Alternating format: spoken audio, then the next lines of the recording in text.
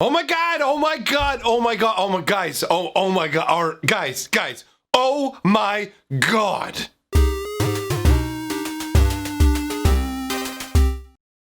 Greetings, owners of fine luxury cardboard rectangles. We are here today to talk about some incredibly exciting new spoilers from the upcoming Modern Horizons. These are on the horizon for us. Now, these cards, especially the second one, literally the second one made me go, oh my god! During the actual announcement, I couldn't believe it. I kind of got a little bit of shivers going on before it was fully announced what it was, because you could feel in the air what it was gonna be. So we're gonna look at these new cards that are coming up, and we'll talk about what they're based on. So, to start out with, we're going to start with the card that excites me less, okay? We're going to deal with, well, actually, you need to know what this card is based on, because this one is basically a callback to an older card. So to understand what's going on, you need to know what Cabal Therapy is, okay? So that is a spell. You pay 1 mana, you name a non-land card, you look at your opponent's hand, and you make them discard all cards with that name. The card also has the ability to flash back by sacrificing a creature. So what this means is sacrifice a creature, you get to play it again for free from your graveyard, and you get to have the effect again, but this time with the knowledge of what's in their hand. And the artwork shows this crazy member of the Cabal in their little orange spaceman suit, or whatever you want to call it, who's sitting there just messing with the brain. It's not 100% sure whether this is actually the therapy being given or whether this is a creature being sacrificed to power the effect. Not 100% sure when you look at it exactly what it's supposed to represent, but either way, a pretty insidious card and a pretty powerful card. The first time around, you may not get anything other than information about what's in your opponent's hand, but sacrificing a creature right away, if you've cast it on the same turn, you're going to be guaranteed to nail a card. So the first spoiler I have for you, my friends, is based on that card, and that is Cabal Therapist. And who does the therapy? The therapist.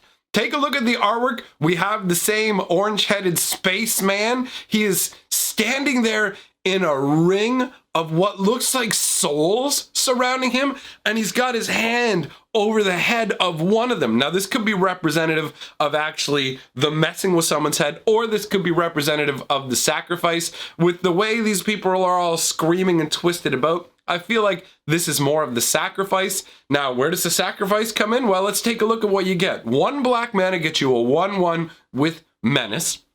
At the beginning of your pre-combat main phase, you may sacrifice a creature. When you do, choose a non-land card name, then target player reveals their hand and discards all cards with that name. So, essentially, he's a walking Cabal Therapy, which makes sense for a Cabal Therapist. You can do it every single turn. And can you imagine having multiple of these guys out? As long as you had a steady supply of creatures you don't care about to sacrifice, and there are tons of candidates. There are lots of cheap black creatures, or other colors, depending on what kind of a mix you play, that would be easy to feed into this setup with absolutely no problems.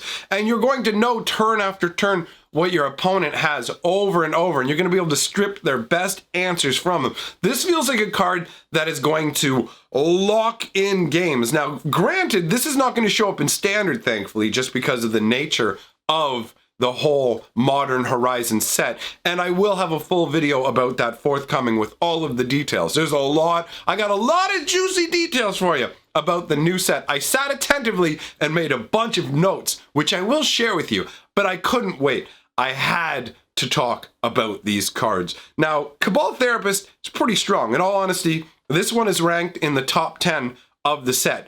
Admittedly, that's by the guys who actually were previewing it, so maybe they don't know. There might be other cards that are more powerful, but it seems like Wizards of the Coast has a pretty good handle on which are going to be the most powerful cards in a set. So this one is ranked somewhere around 9th or 10th most powerful card in the set. Pretty interesting, very flavorful, nice callback to the old therapy card. Now, the card that made me go, oh, shiver up the spine, Sarah. Yes, that's right. Sarah the Planeswalker has finally been given a card. So let's take a look at it. Sarah the Benevolent. You get 2 white and 2 colorless gets you a 4 loyalty legendary planeswalker. +2 ability is creatures you control with flying get +1/+1 till end of turn. -3 loyalty, create a 4/4 white angel creature token with flying and vigilance. And a -6 is you get an emblem with, if you control a creature, damage that will reduce your life total to less than 1 reduces it to 1 instead. And the artwork is beautiful. She totally looks like a goddess. I like that she's set against the sky. You can see Sarah's realm had these floating islands and things like that. So you can see that in the backdrop. Sarah's actually obviously the originator of those old school cards, Sarah Angels. She created those on Dominaria. Dominaria is where Sarah created her first angels. Now, there's so much flavor behind this character. I am going to do a lore video on the history of Sarah because we definitely need one of those. And it was one of those things that I would get around to, but now that she's finally been given a card, I'm so stoked. So I'm gonna move that up. We're gonna do a lore video on her way earlier than anticipated. We've got to get into that. Now, there's a couple of interesting things to note about this Planeswalker card. One is she is a rare kind of Planeswalker where you'll actually be able to activate her ultimate after only 1 time of activating her first ability. So you only have to increase her loyalty once to be able to activate the ultimate. And the ultimate is really, really strong in my opinion. If you didn't know, all 3 of her abilities are actually pretty much directly tied to Magic cards affiliated in some way or another with Sarah, which is another nice touch.